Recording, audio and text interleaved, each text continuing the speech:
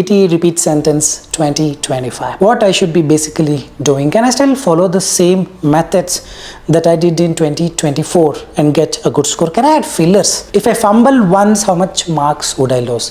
What if I fumble more than 3 times? What if I speak only 50%? And if you're bombarded with all these questions, then trust me, today's video is the one which gives you complete insights on what is working and what is not working in 2025 as far as PTE repeat sentence is concerned. Want to make most out of this video? Make sure you watch the video till the end. Hey everybody, Nakul here from SKILLS PTE ACADEMIC. Really hope everybody is doing fantastic. I'm back with yet another super awesome packed video on the PTE repeat sentence, the working tips and the not working tips 2025. Well, before we get into the video, if you're not subscribed to this channel, kindly click on the subscribe button, and anytime you need online assistance, it's a paid assistance. You can check the information in the description of this video. We left a WhatsApp link. You can click on the link, send us a message. We will do the needful. Also to tell you, recently we have released our first official PTE speaking cheat codes ebook, a PDF book. If you want to make that yours, the link in the description. At the moment we are giving it for a very nominal fee. Click on the link, buy the ebook. It will definitely be a best decision that you would make in 2025. All right, without any further delay, let's straight away get right into the video. As you know, in PTE repeat sentence, they're going to play an audio, you're going to listen to the audio, understand it, and then speak the audio back, meaning you got to repeat the audio. Now your response will be evaluated with respect to 3 components: content, fluency, and pronunciation. Content is for 3 marks, fluency is not 3, fluency is 5, and pronunciation is 5. Meaning just by looking into the evaluation criteria, one would know it is the fluency and the pronunciation wins the race over the content, because fluency and pronunciation is for 5 marks, but content is for 3 marks. So accordingly, what I'm going to do is I'm going to list out all the tips and tricks and also show you how I'm going to speak using those tips and tricks and show you what marks I get based on the experience that I have. We will evaluate this as working or non-working in 2025. Let's start. The first tip that used to work in 2024, let's check out if it works in 2025 as well. The tip number 1 is speaking 50 to 60% of the audio with absolute no fumble. I'm going to show you the question, I'm going to show you how I speak the answer, and I'll show you what marks I get. Based on this, you would know if you speak like this, how much marks you can expect in the exam. If this is the question audio, cars enable people to commute to work or run errands without relying on public transportation schedule, or 16-word audio. If this much comes, and what if I speak only 50-60%, meaning I'm gonna speak like cars enable people to commute to work or run errands. I'm gonna stop there, or a little bit further. Cars enable people to commute to work or run errands without relying. Something of this, like 60-70% or 50-60%. If I speak, how much marks do I get if I don't fumble even once? So my answer would be something like this: cars enable people to commute to work or run errands. Absolute no fumbles. I almost spoke 50 to 60% of the content. Now here is the scores that I would get from my experience. Fluency would be 5 out of 5. Content would be 3 out of 3. This is the trick. This used to work in 2024, and even now it will. The same thing, 50-60%, but absolute no fumbles, no hesitations. It should be crisp and clear. Then pronunciation would be 5 out of 5. Meaning you speak 50-60% of the content from left to right without skipping any words. You will get 5 out of 5 fluency, 3 out of 3 content, 5 out of 5 pronunciation. This is 100% verified. Used to work before, even now it is working. Definitely you can use this for very lengthy audios. Let's quickly move on to the tip number 2. The tip number 2 is very simple. I'm going to replicate the tip number 1, meaning I'm going to listen to the entire audio but speak only 50-60% of the content, but this time I'm going to make 1 or 2 fumbles, because this is a real scenario. In the exam, students often do this when they try to speak 50-60% of the entire audio. They often fumble, hesitate. So if I do that, how much marks do I get? So it's the same question. Cars enable people to commute to work or run errands without relying on public transportation schedule. And I'm going to start speaking. Cars enable people to commute to work or run errands. If I speak like this, it's definitely not 5 out of 5 fluency. It's going to be 2 or 3. Mostly you can consider 3 out of 5 fluency, but content. Now when you fumble, please understand something of this kind of a video you cannot find in YouTube. So please pay attention to whatever the things that I'm talking about. Now of course you spoke 50-60%. So as per the first tip, 50-60% you speak, You have to get 3 out of 3, but you fumbled. When you fumble, what happens? Software says, boss, I'm not able to understand what you speak. You can try this in your Alexa or even the Google Assistant. It will struggle a lot. The same way here as well.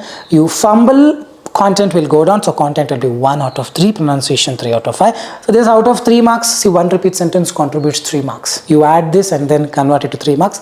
This will be 1 out of 3 or not more than that. Meaning you spoke 50-60% correctly, but 1 or 2 fumbles you did, that did the damage. Avoid fumbling. Even in 2025, you fumble even by speaking 50-60% of the audio correctly, you would not be getting a good score. The content goes down to 1 out of 3.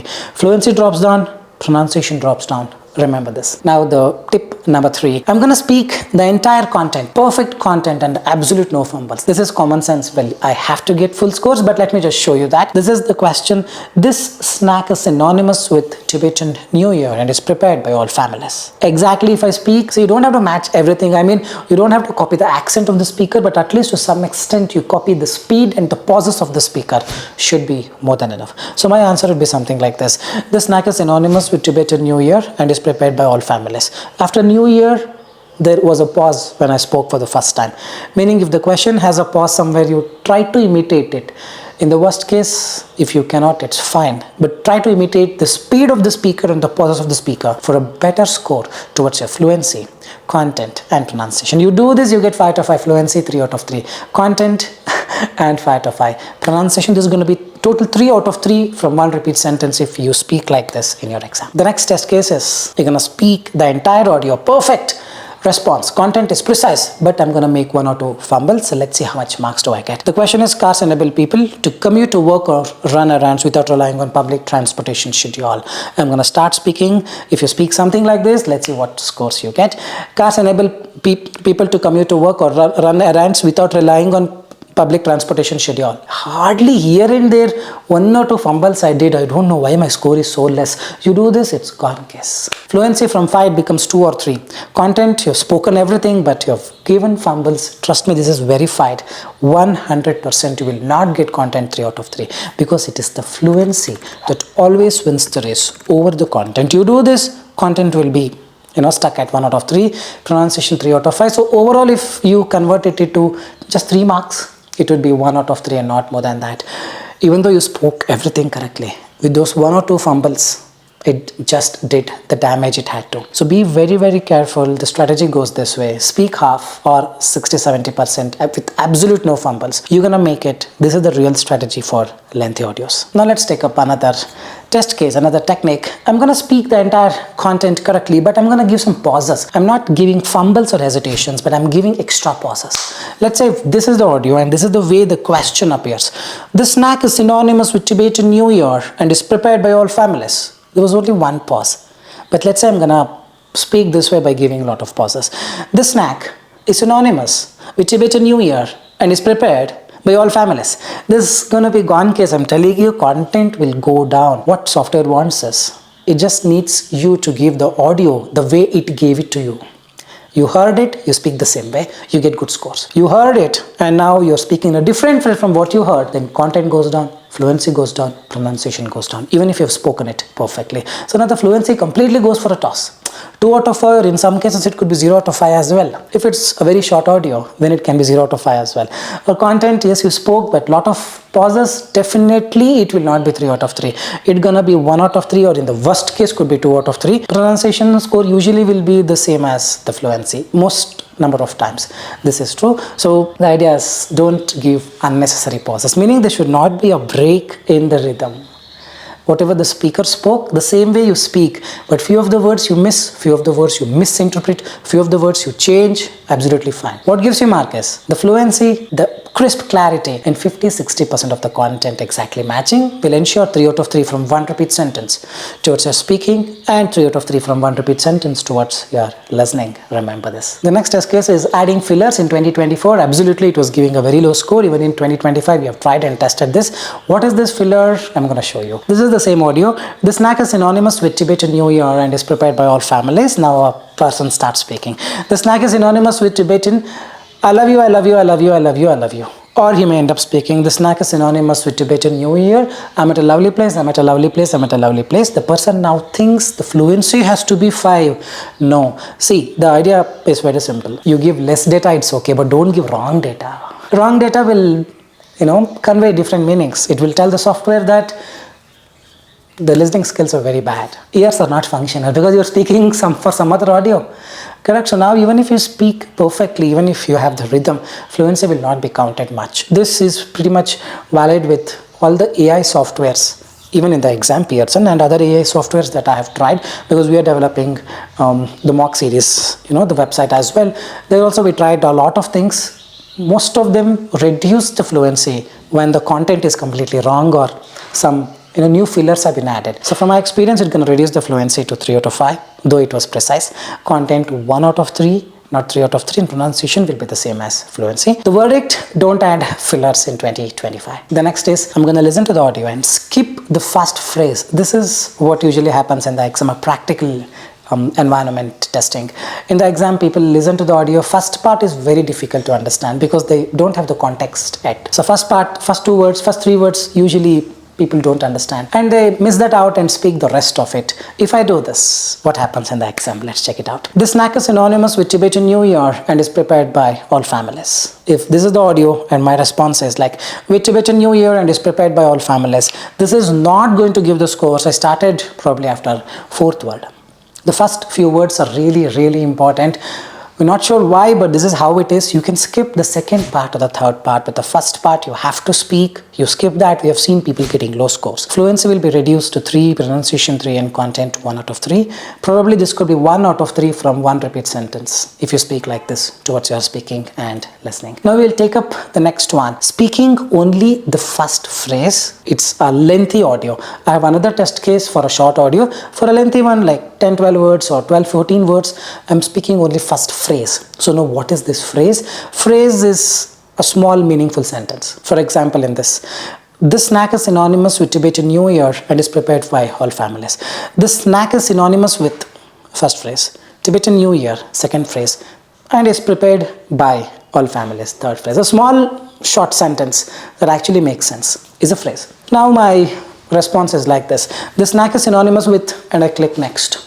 50% is not matching. My flow is fine, probably 2 or 3 you get for your fluency and pronunciation, but content is less than 50% matching. It will not be 0 because you have given some content, so it will be 1 out of 3. For those who just need 50, 58, can stick to this for a very lengthy ones. For those who need 65 or 79, you have to cross that 50% barrier. Remember, if there are 10 words, you speak only 5 words, and what if in those 5 words software understands 3 words? Of course, boss, you are speaking correctly, but software says I'm not understanding because your pronunciation is different. It's always better you give 60-70% to be on the safer side. 10 words audio, you at least speak 7 words or at least 6 words, and don't just speak only 50%. There could be a scenario wherein software says, boss, I was able to understand only 30% of the audio. As a result, marks completely goes down.